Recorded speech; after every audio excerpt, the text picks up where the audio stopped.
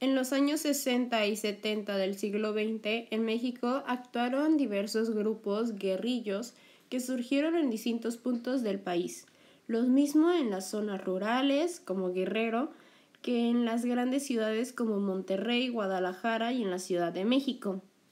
El Estado mexicano, ante esta ola de grupos armados, decidió enfrentarlos, no con la ley, sino con la violencia, que rebasaba incluso los marcos legales instituidos en nuestro país.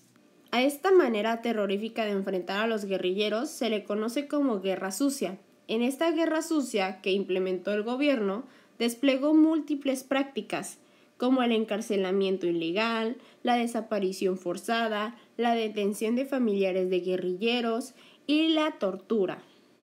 Esta última se les infligió lo mismo a los hombres que a las mujeres acusados de ser guerrilleros o de brindar apoyo a estos grupos. Los movimientos sociales, con sus programas y acciones, intentan modificar el orden de las cosas establecido, es decir, demandan el cambio social. Su organización, su proyecto, sus acciones se encaminan a ello. Los movimientos armados no siempre lo fueron. Antes, varios de sus integrantes participaron en movimientos sociales, civiles, incluso pacíficos y legales. Pero se enfrentaron a formas duras y autoritarias del poder, que en múltiples casos los orilló a la toma de las armas. Este transitar por las armas terminó por cobrar forma en 3 momentos, u olas, de la historia mexicana en el siglo XX.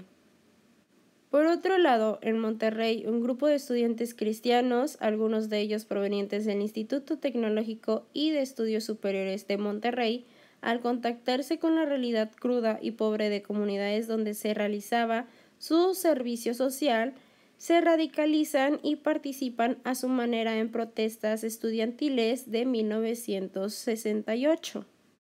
Varios son expulsados de sus escuelas y otros más reprimidos. En Culiacán, la Federación de Estudiantes local se divide. Los más radicales, que se enfrentan a la rectoría de la Universidad Autónoma de Sinaloa y el gobierno estatal, son denominados los enfermos. Se enfrentan con la policía, apoyan movimientos obreros, las tomas de tierra y son reprimidos. En Guadalajara, cansados del caciquismo ejercido por la Federación de Estudiantes de Guadalajara, que impidió la actividad política de respaldo al movimiento de 1968, varios grupos se unen y forman el Frente Estudiantil Revolucionario. Los miembros del FER son perseguidos y algunos encarcelados. Muertos de por medio los hay. Años después, estos grupos de Monterrey, Culiacán y Guadalajara, entre otros, confluirán en la Liga Comunista 23 de septiembre. De hecho, se ha mencionado que los principales cuadros políticos de la Liga eran los enfermos, seguidos de los FER, después estaban los de Monterrey y al final los provenientes del Distrito Federal. A la Liga Comunista 23 de septiembre la han referido como la expresión guerrillera urbana de mayor alcance, toda vez que tuvo presencia en varios estados del país y constituyó el grupo más amplio en términos numéricos en tanto grupo urbano. En efecto, a esta guerrilla que surge en las ciudades se les denominó guerrilla urbana. Entre la guerrilla rural y urbana suman más de 30 agrupaciones en las décadas señaladas y tendrán presencia en 23 entidades del país.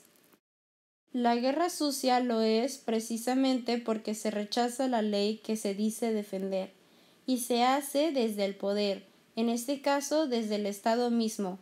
No se responde desde la legalidad, sino desde ahí se actúa y se quebranta. Se tortura, se asesina, no se aplica la justicia, se burla.